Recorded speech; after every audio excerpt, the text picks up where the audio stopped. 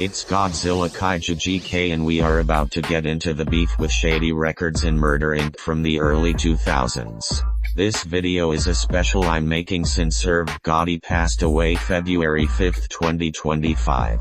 So rest in peace Irv Gotti. I explained from start to finish this drama. Let's get started.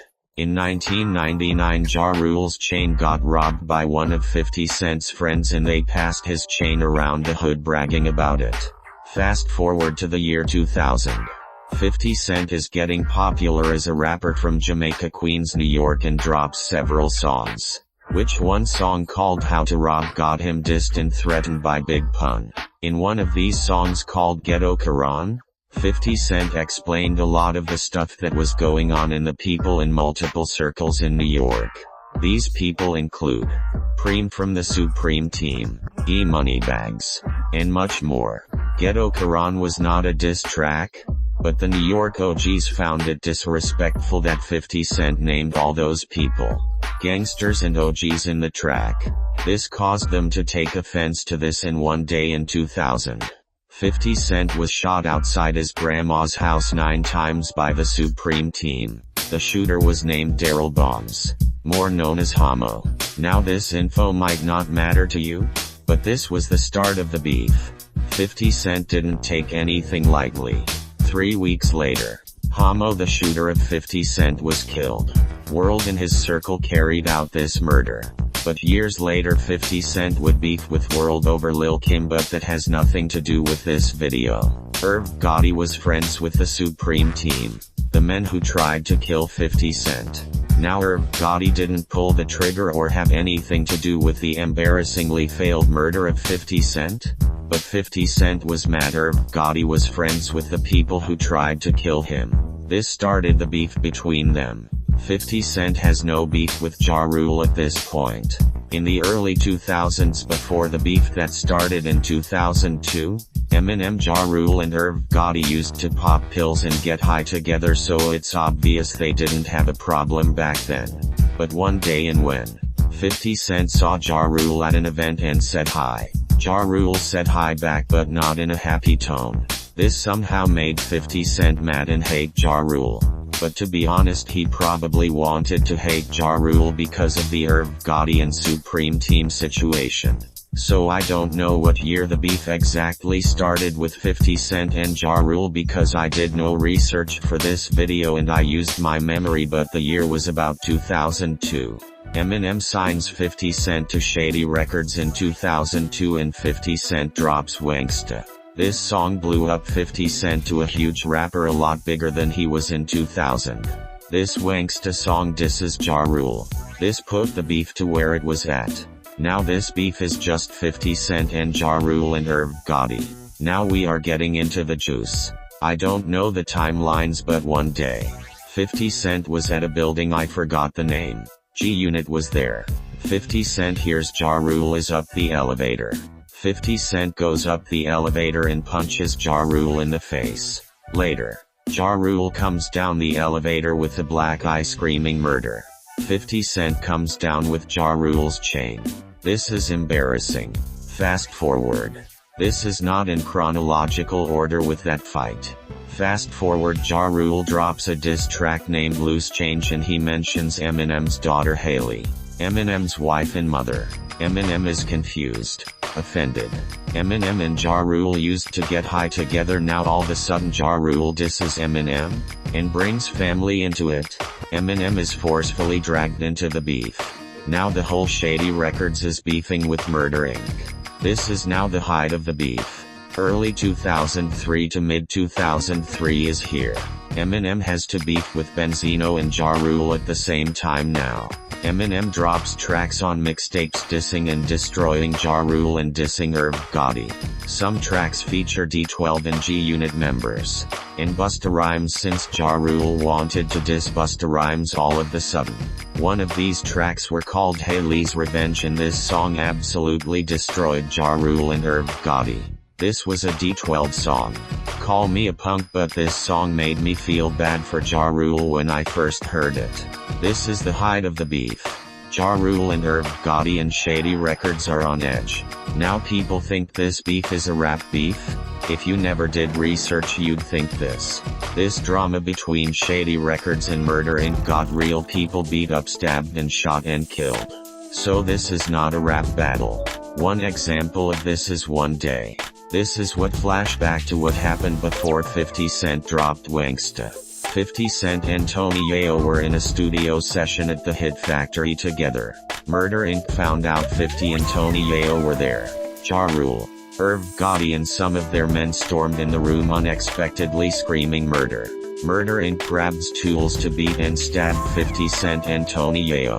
They have a huge fight. 50 Cent and Tony Yayo left their loaded pistols in the other room and they regret this. Now this big fight is happening and 50 Cent and Tony Yayo lose this fight. They were outnumbered and Murder Inc. had tools. Now if G-Unit had the guns, there would be no more Ja Rule or Murder Inc.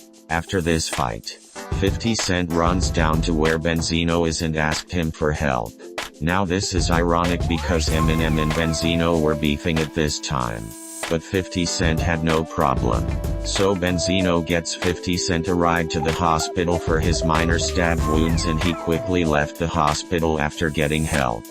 50 Cent and Tony Yayo apparently had a cop friend file a lawsuit about this fight, but I don't know how true this is. And oh yeah, here's something I have to mention. Eminem is not soft just because he's white. Eminem was raised in a Detroit hood. There's nothing to lose. People were apparently crazy and fearless in Detroit, which I will show some examples of later. G-Unit continuously mention Irv Gotti and Ja Rule in shows and songs like I Smell Pussy. In a freestyle session 50 Cent trolls Murder Inc. on live TV by pretending to want to Ashanti, making a fool of Ashanti and the rest of Murder Inc. Ja Rule and 50 Cent would see each other again outside at a hotel in Atlanta and they have a big fight. Ja Rule has a bat and 50 Cent has fists. They go at it and fight here. It's clear that Murder Inc. is having the physical advantage over Shady Records since Shady Records was mainly dropping diss tracks destroying Murder Inc. while Murder Inc. was out physically fighting Shady Records members. The only Shady Records members that Murder Inc. was beefing with that didn't get touched are Eminem and Lloyd Banks. It's not because they are scared. Lloyd Banks is known to be chill unless he's came at.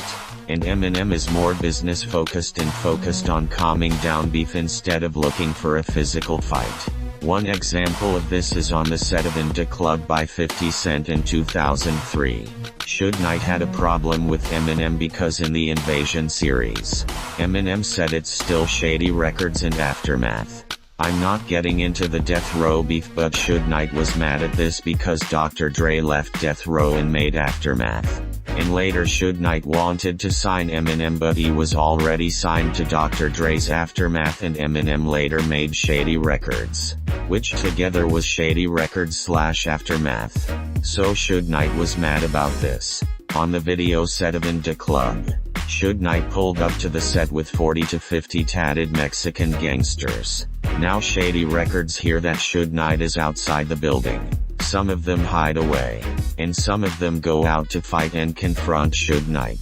Eminem, Tony Yayo and Benjamin Smurf go out to confront 50 Cent.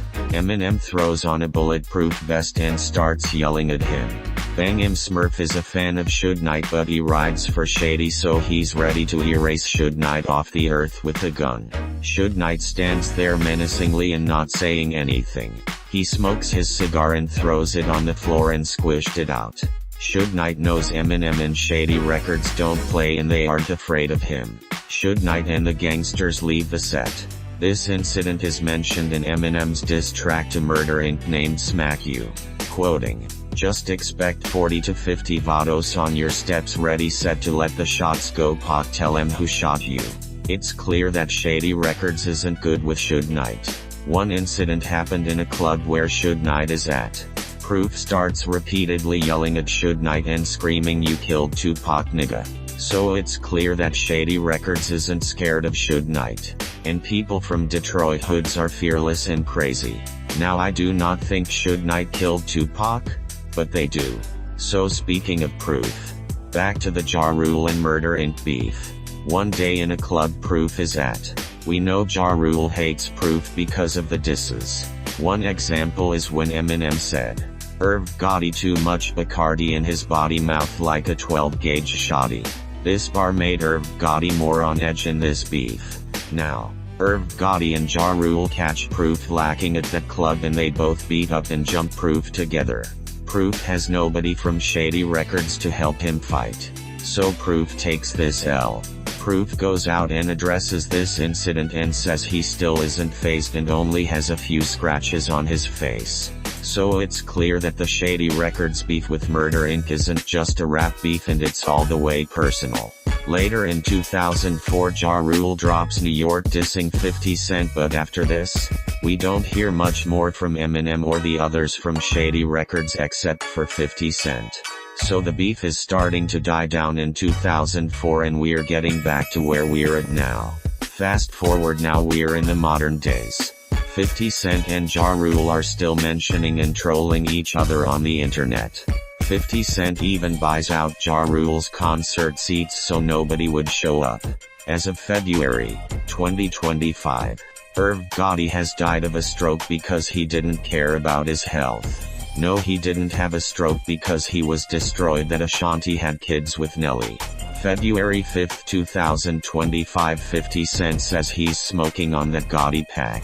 Now this beef will never end because real people were killed and hurt behind this beef and 50 Cent was shot 9 times. And this is the explanation of the Shady Records vs Murder Inc. beef. Comment what you wanna hear about next.